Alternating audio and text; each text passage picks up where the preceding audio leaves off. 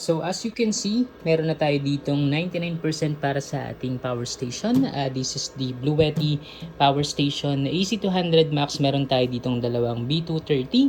These are expansion battery.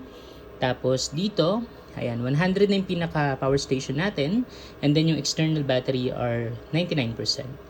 So, ang output natin is 657. Ito yung load natin. Kasi yung nakakabit dito is yung ating aircon. Kasi right now, it's currently, ayan, 2:00 na. Pero since puno na yung ating power station, ginagamit natin para naman hindi sayang yung harvest. Kasi napakainit pa sa labas, kung makikita nyo. At andun pa yung ating mga solar panels. Yan, yung mga solar panels natin, nagpo-produce pa rin sila ng energy. So currently, ang hinahatak natin is 760. Tapos meron pa tayo ditong expansion na solar panel, around 300, so more than 1,000 yung input.